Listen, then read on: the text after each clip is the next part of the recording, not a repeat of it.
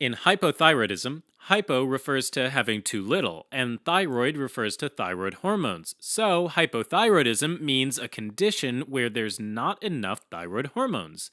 Now, as treatment for hypothyroidism, we can use medications that boost thyroid hormone synthesis, or we can use thyroid hormone analogs as a replacement. There are two different thyroid hormones, triiodothyronine or T3 and thyroxine or T4. They're two tyrosine based iodine containing hormones that are secreted by the thyroid gland, which is located anteriorly in the neck and consists of two lobes that look like two thumbs hooked together in the shape of a V. Now, if we zoom into the thyroid gland, we'll find thousands of follicles, which are small hollow spheres whose walls are lined with follicular cells or thyrocytes. Zooming in, these follicular cells have an apical side that surrounds a central lumen filled with a viscous fluid called the colloid. The colloid contains the precursor hormone thyroglobulin. The basolateral side of follicular cells is in contact with blood vessels that supply these cells. Now, synthesis with thyroid hormones inside the follicles involves a few important steps. First, the inorganic iodide ions present in a low concentration in the blood are actively taken up by the basolateral side of the follicular cells along with two sodium ions via a sodium iodide symporter. This step is known as the iodide trap.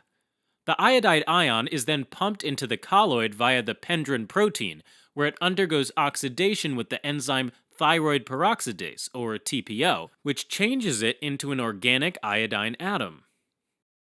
It's then attached to tyrosine amino acid residues, which are found throughout thyroglobulin. This step is known as iodination. Some tyrosine residues are bound by only one iodine, whereas others are bound by two iodine atoms, yielding monoiodotyrosine, or MIT, and diiodotyrosine, or DIT, respectively. These molecules are then coupled together by the same enzyme, thyroid peroxidase. This process is known as coupling. Coupling one MIT and one DIT creates T3, while linking two DIT molecules creates T4. In general, T4 is created in greater amounts than T3.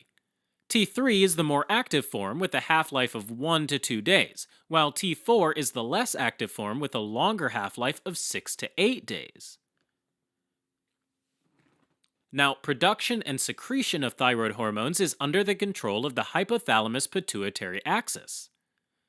The hypothalamus, located at the base of the brain, secretes thyrotropin-releasing hormone, or simply TRH, which stimulates the anterior pituitary cells, called the thyrotroph cells, to release the thyroid-stimulating hormone, TSH, into the bloodstream. TSH then travels to the thyroid gland and binds to the TSH receptors located in the membrane of the follicular cells of the thyroid gland.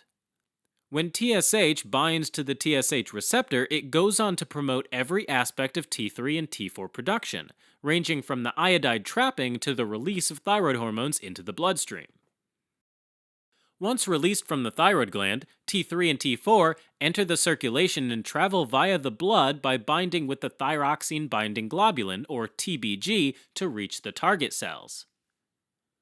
Now, once inside the cell, T4 is mostly converted into T3 by the enzyme 5-deiodinase. T3 binds to thyroid hormone receptors which are within the cell's nucleus, and these receptors regulate gene expression, which ultimately leads to various metabolic and physiologic effects in the body. For example, T3 speeds up the cell's basal metabolic rate, especially when we have to adapt to the environment. So, as an example, exposure to cold weather stimulates the release of T3 and T4, and they go on to increase body metabolism and heat production by burning up more energy in the form of sugars and fats. Thyroid hormones help activate the sympathetic nervous system, which is responsible for the fight or flight response. This increases heart rate, which in turn increases the cardiac output, respiratory rate, and mental alertness. Thyroid hormones also increase the gastrointestinal motility, and they also have a very important growth and developmental role and are necessary for normal neuronal development in growing fetuses and young children. There are two types of hypothyroidism, primary and secondary. In primary hypothyroidism, the thyroid gland is the problem because it isn't making enough thyroid hormones.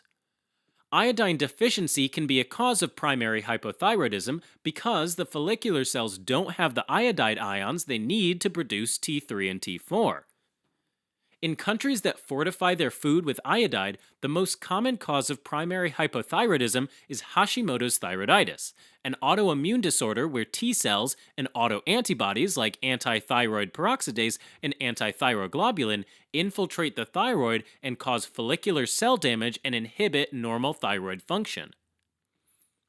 Primary hypothyroidism can also happen after treatment for hyperthyroidism, which usually involves surgically removing the thyroid gland or destroying it with radioiodine therapy. Now, in secondary hypothyroidism, also called central hypothyroidism, the issue is that the body doesn't produce enough TSH. TSH is a really important hormone which stimulates the thyroid gland to uptake iodide from the circulation and produce T3 and T4 when needed. Secondary hypothyroidism typically happens because there's a tumor in the anterior pituitary which compresses the gland and prevents TSH production, which can lead to decreased levels of T3 and T4. So, the main problem with hypothyroidism is that it can happen in a few different ways, but all of them result in a decrease of T3 and T4. A person with low thyroid hormone levels typically has cold, dry skin, cold intolerance, hair loss, weight gain, and constipation. They might also suffer mental symptoms like lethargy and fatigue. In infants and children, hypothyroidism could delay physical and mental development. Now, in some elderly individuals with low levels of thyroid hormones, any stressful event like an infection or a heart attack can lead to an acute decrease in T3 and T4. This leads to a medical emergency known as myxedema coma, with symptoms like a sudden drop in body temperature, low heart rate, low blood pressure, confusion, and coma. Okay, now in a person with hypothyroidism, we want to increase the T3 and T4 to normal levels. And we can do it in two ways. First, we can increase the production of thyroid hormone, or we can replace the missing hormones with thyroid hormone analogs. If the hypothyroidism is due to iodine deficiency, the treatment is to give foods rich in iodine, like fish, egg, meat, and iodized salt. If the problem is caused by damage to the thyroid gland or the pituitary gland that regulates it, the treatment of choice is to give synthetic thyroid hormone replacements, or thyroid hormone replacement therapy. Now, the synthetic hormone that's similar to T3 is called liothyronine, and the one that's similar to T4 is called levothyroxine. Both liothyronine and levothyroxine are usually given perorally, but can also be given via the intravenous route. Another medication is porcine-derived desiccated thyroid, which contains a mix of natural T3 and T4 hormones derived from pigs. However, it's not as reliable as the synthetic hormones since the amount of T3 and T4 in each dose could vary, which leads to unpredictability in its potency and duration. Of the two synthetic thyroid hormones, liothyronine is shorter acting, but much more potent, meaning it's able to treat the symptoms of hypothyroidism at a lower dose.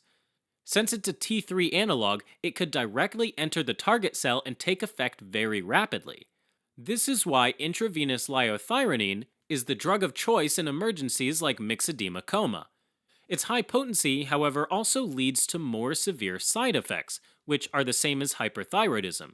This includes heat intolerance, anxiety, diarrhea, vomiting, tremors, and tachycardia, which may lead to cardiac arrhythmias.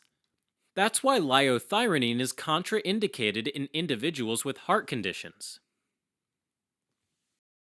Levothyroxine is much less potent but longer acting. Just like natural T4, when it reaches the target cells, it first needs to be converted to T3 by the enzyme 5-deiodinase. Due to this, levothyroxine takes effect much slower than liothyronine, and individuals may require 6 to 8 weeks of therapy to achieve a normal T3 and T4 level. On the other hand, the hyperthyroidism side effects are less severe, and it's the medication of choice for long-term management of hypothyroidism and during pregnancy. It's also not recommended for individuals with a history of heart diseases. Alright, as a quick recap. When treating hypothyroidism, iodine deficiency can be treated by giving foods rich in iodine. If the cause, however, is thyroid or pituitary damage, synthetic or non-synthetic thyroid hormone replacement therapy could be used. Liothyronine and levothyroxine are synthetic forms of T3 and T4. Levothyroxine is the drug of choice for treating chronic hypothyroidism, while liothyronine is used for myxedema coma. Non-synthetic thyroid hormone replacement, however, uses porcine-derived desiccated thyroid, which is a mix of natural T3 and T4 derived from pigs, but its effects are much less reliable when compared to synthetic thyroid hormones.